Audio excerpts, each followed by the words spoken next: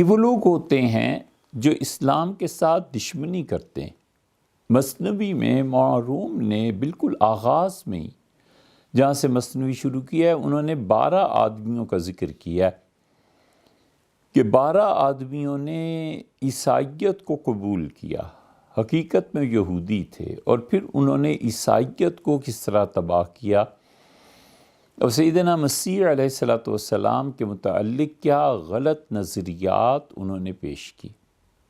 ہمارے یہاں محققین جو ہیں اہل السنہ کے بہت سے ان لوگ ہیں جنہوں نے لکھا ہے کہ عبداللہ ابن سبا ایک یہودی تھا اور اس نے یہودیت کے عقائد کو اسلام میں داخل کرنے کی کوشش کی،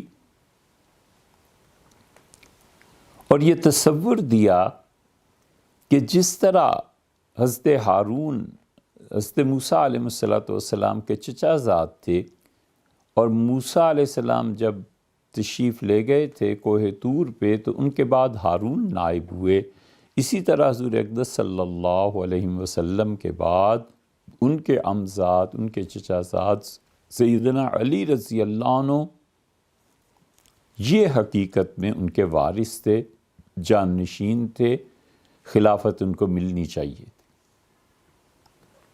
اور خلاصہ ان چیزوں کا یہ ہے کہ جس طرح یہودیت میں ایک خاندان تھا اور حکومت ہمیشہ اسی کا حق تھا، اسی طرح اسلام میں سادات کرام اہل بیت کرام رضی اللہ عنہم ایسے ہیں کہ ہمیشہ خلافت ان کا حق ہے، اور خلافت منصوص من اللہ ہے، یعنی اللہ نے انتخاب کرنا ہے، اللہ نے بتانا ہے کہ ان سارے لوگوں میں کون خلافت کا حقدار ہے اور کون خلافت کا حقدار نہیں ہے، جبکہ اس کے مقابلے میں اہل سنہ نے کہا کہ شورا یہ فیصلہ کرے گی، یہ فیصلہ اللہ تعالیٰ کی طرف سے منصوص نہیں۔ یہ تو ایک مثال ہوئی کہ جنہوں نے منافقت اختیار کی، اور یہ دوسری مثال کہ جان بوجھ کے اسلام میں تحریف کے لیے لوگوں کو داخل کیا گیا، لوگوں نے لبادہ اوڑھا اور لبادہ اوڑھ کر وہ گھس گئے، اور انہوں نے یہ اس کی پہلی بلکہ مثال ہے کہ انہوں نے یہی کیا کہ جان بوجھ کے اسلام کو نقصان پہنچایا، اور ظاہر میں وہ مسلمان تھے لیکن حقیقت میں وہ کسی اور کے لیے کام کر رہے تھے۔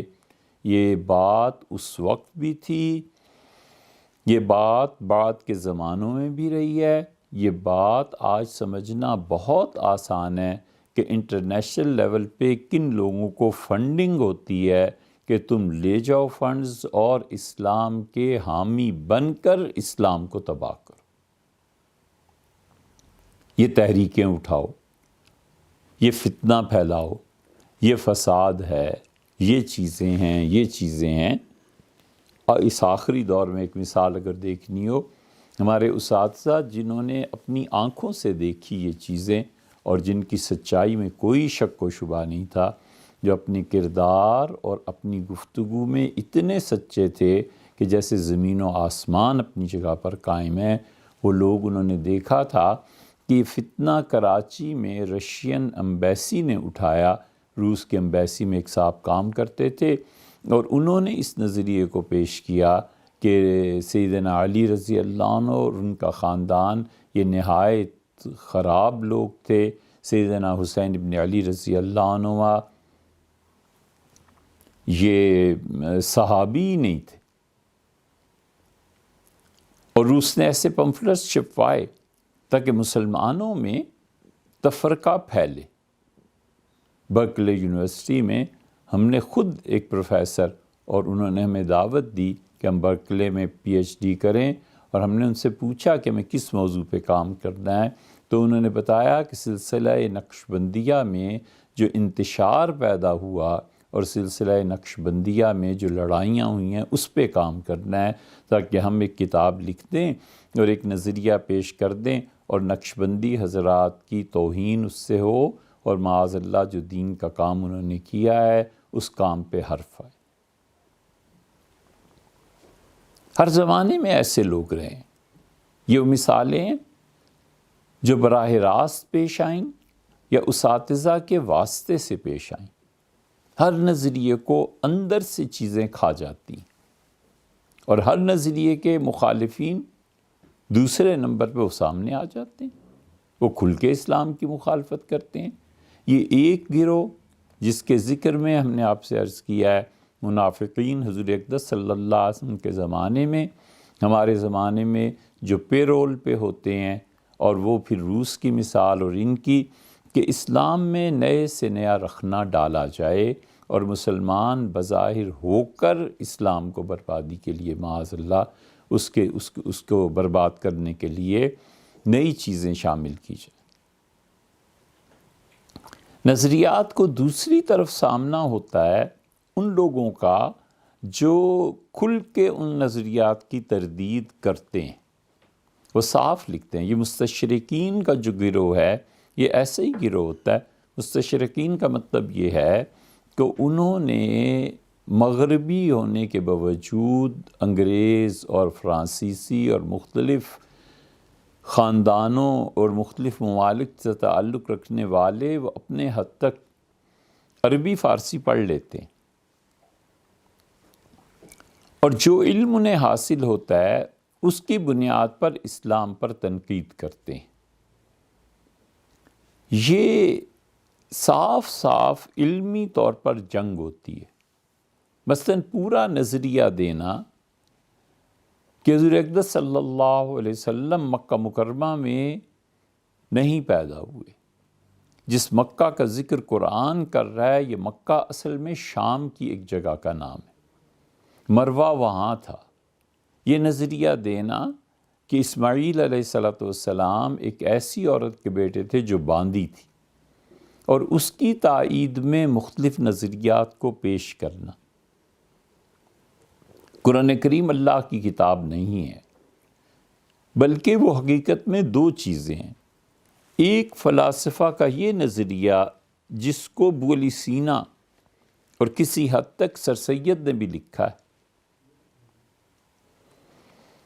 کہ نبوت نفوس قدسیہ میں اندر کی طاقت کا نام ہے۔ اس پہ کچھ تھوڑی سی بات ہم جمعے میں کر چکے۔ یہ نظریہ دینا کہ نبوت در حقیقت اپنے اندر کی صلاحیتوں کا نام ہے، اور نبوت میں نبی اپنے اندر ہی اندر جو باتیں کرتا ہے وہی ہے، وہی جبریل امین ہے، اور قرآن بھی ایسے ہی آ گیا۔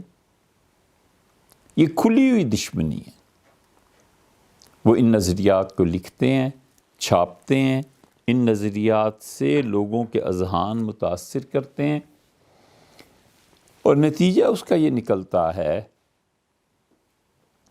کہ آئندہ آنے والی نسلیں جب ان چیزوں کو پڑھتی ہیں اور اس کا پھر مؤثر جواب ان کے پاس نہیں ہوتا، تو پھر کچھ تو منحرف ہو جاتے ہیں، خدا کے دین کو ہی چھوڑ دیتے ہیں، اور کچھ خاموش رہتے ہیں لیکن ان کے دل میں برابر یہ کانٹے چبھے رہتے ہیں۔ نتیجہ یہ کہ اللہ پر یقین، اسلام کا صحیح ہونا، وحی کا صحیح ہونا، اس کے لیے ان کے یقین میں اضمحلال پیدا ہو جاتا ہے، اور یقین کی وہ قوت اور شان باقی نہیں رہتی جو ان دغدغوں کے علاوہ ہوتی ہے۔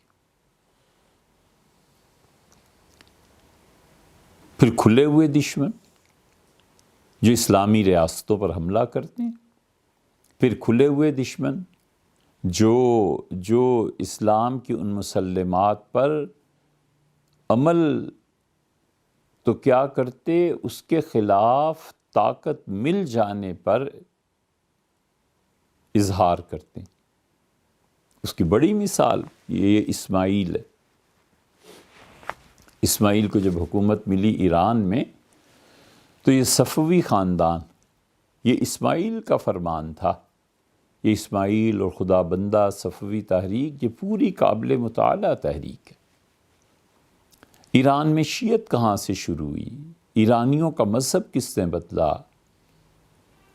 پھر قزلباش، یہ قزلباشیوں نے وہ کام کیا ہے جو بڑے بڑے خاندان اور حکمرانیوں میں جو بادشاہ بنتے ہیں ان کے معاونین کام کرتے ہیں۔ صفوی خاندان اسماعیل سے جو شروع ہوا ہے، تو اسماعیل نے ایران میں اپنی ایک چھوٹا سا قبیلہ تھا، اردبیلی تھے یہ لوگ، خاندان تھا، انہوں نے قزلباشوں کو ملایا، اور قزلباش ہمیشہ تاریخ میں جان توڑ کے لڑے۔ یہ ان کے قد و کاٹ اور یہ ان کی قربانی کا جذبہ اور خون کو بہانا کوئی مسئلہ ہی نہیں تھا۔ اسی لیے ہمایوں بادشاہ جب آیا ہے تو شاہ طہماسپ نے اس کے ساتھ کئی ہزار آدمی ان قزلباشیوں کے ہی بھیجے۔ قزلباشیوں کا وجود اس سے پہلے یہاں ہندوستان میں نہیں تھا، یہ ہمایوں بادشاہ کے ساتھ آئے ہیں، اور ہمایوں کو طہماسپ نے یہ کہا کہ تم شیعت کو قبول کرو۔ اور ہمایوں بادشاہ جس کے آباء و اجداد پکے حنفی اور نقشبندی تھے، یعنی بابر بادشاہ کے جو دادا تھے، یہ کیا؟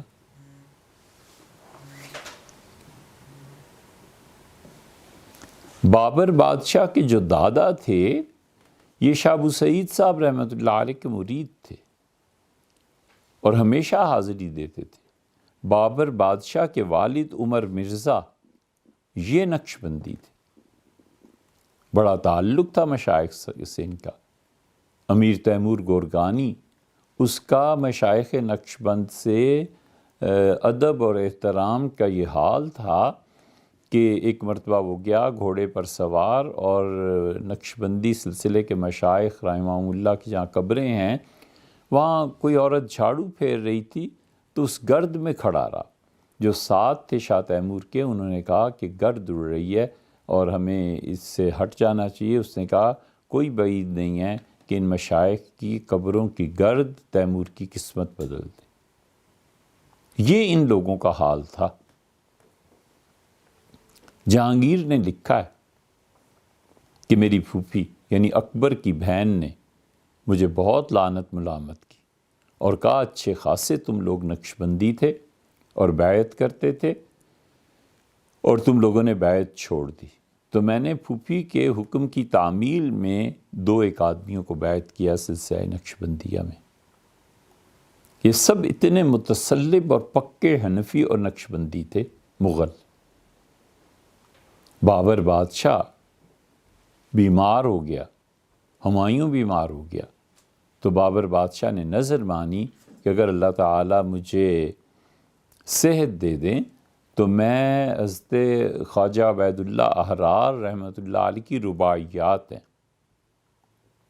رباعی 4 مصرے، میں ان کی شرح لکھوں گا، اور بابر بادشاہ نے اس کی شرح لکھی۔ بابر نقشبندی سلسلے سے سب یہ خوب واقف تھے، سارے کے سارے۔ اسی لیے اس کے آخر پہ ہم دیکھتے ہیں کہ اورنگزیب اور شاہ جہان یہ سب مجددیوں کے رنگ میں رنگے۔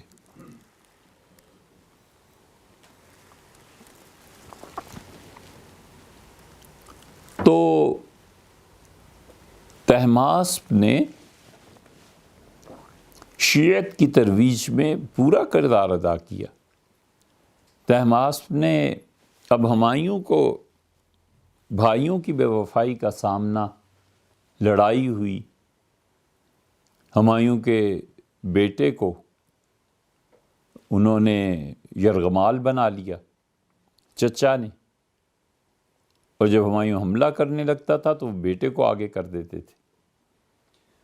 یہ سب اس خاندان کی آپس کی لڑائیوں کے تذکرے میں ملے گا۔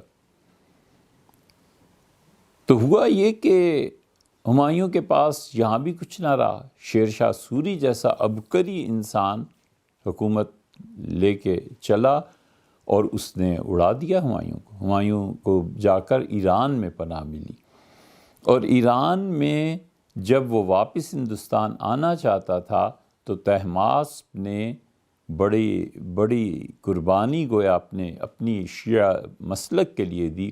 اس نے ایک بات تو یہ کی کہ اپنی بیٹی کا نکاح ہمایوں سے کر دیا تاکہ اس کی نسل میں، خاندان میں مغلوں کے شیعت کا اثر ہو۔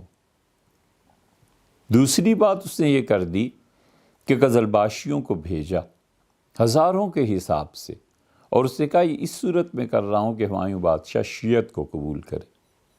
ہمایوں مجبور تھا، کیا کرتا؟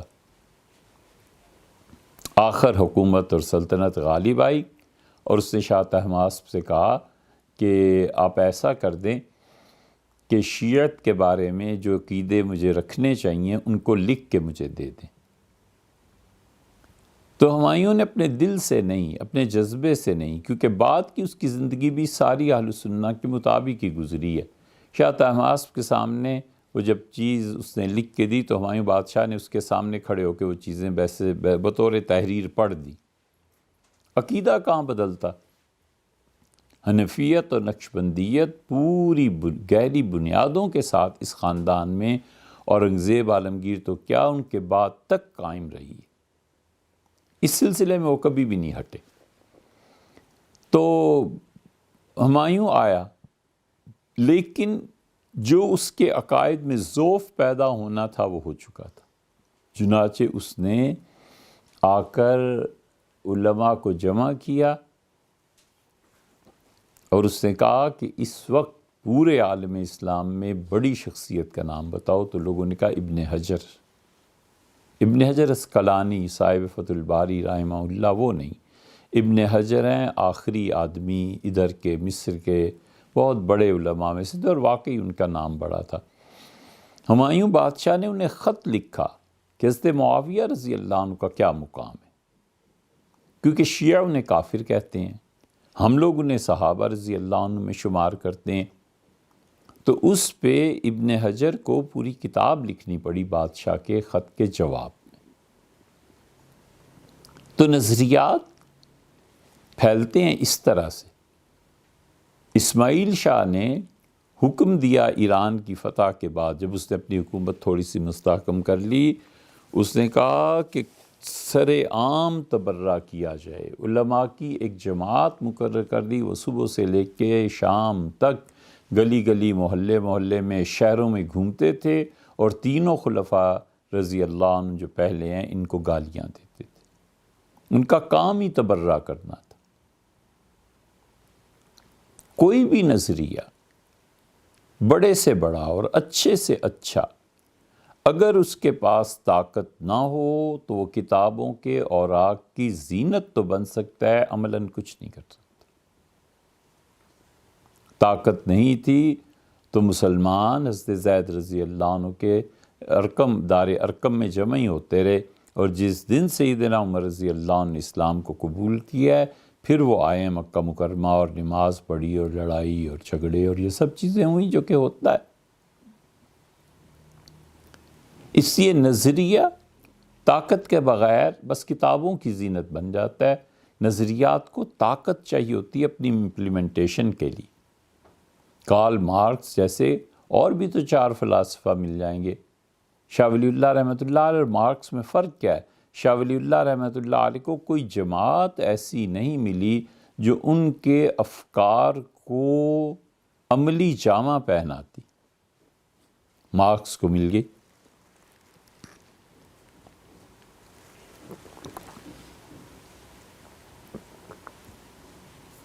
شاہ ولی اللہ رحمۃ اللہ علیہ سقراط جیسا دماغ تھا۔ وہ بعض چیزیں ایسی لکھتے ہیں کہ اگر آپ نے سقراط کو پڑھا ہو تو ایسے احساس ہوتا ہے جیسے یہ دماغ دوبارہ آ گیا۔ وہ اتنا بڑا دماغ تھا۔ اور دوسری طرف بیک وقت اللہ کی شان ہے اس شخص کو جیسی حدیث پہ قدرت حاصل تھی، علم پہ، اسی طرح وہ تاریخ کا بھی آدمی تھا۔ جس طرح اسے تاریخ اور حدیث آتی تھی اسی طرح تفسیر بھی آتی، جیسے تفسیر آتی تھی ایسے ہی فلسفہ بھی آتا، جیسے فلسفہ آتا تھا ویسے ہی وہ اپنے زمانے کے حالات کو بھی جانتے تھے۔ اسی لیے انہوں نے لکھا ہے کہ میں رہا ہوں حرمین شریفین میں، اور دنیا کے تمام علاقوں سے لوگ وہاں آتے ہیں، اور میں جانتا ہوں کہ اس وقت عالم اسلام میں کیا ہو رہا ہے۔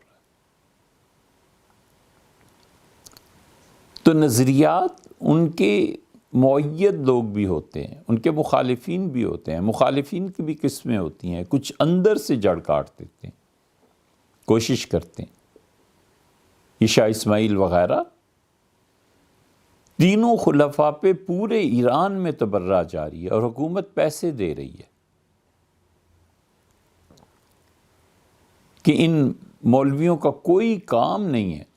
صبح ہوئی، ناشتہ کیا، شہر کی مختلف گلیوں سے گزرے، ٹولے بن گئے، جتھے بن گئے، اور ہر کوئی صحابہ کرام رضی اللہ عنہ کو گالیاں دے رہا ہے۔ دکاندار ہیں، دفتر کے لوگ ہیں، اپنے اپنے کاموں میں مصروف ہیں اور یہ گالیاں سن رہے ہیں، اور حکم ہوا کہ کوئی آدمی اہل السنہ کے طریقے پر نماز پڑھتا ہوا پایا جائے تو اسے قتل کر دیا جائے۔ یہ تھی ایران کے انقلاب میں۔ اگر کوئی پڑھے صفوی خاندان کو کہ انہوں نے کیا کیا، تو یہ وہاں اور محمد بن عبد الوہاب کی تحریک کو پڑھے تو دونوں میں یہ مماثلت نظر آئے گی۔ حتیٰ کہ روس میں بھی اس تحریک کو بھی آپ پڑھ لیں، احیاء اسلام کی جتنی تحریکات کے لیے کوششیں کی گئی ہیں ان میں سے یہ 3-4 تو ایسی ہیں جس کی بنیاد ہی خون پر پڑی۔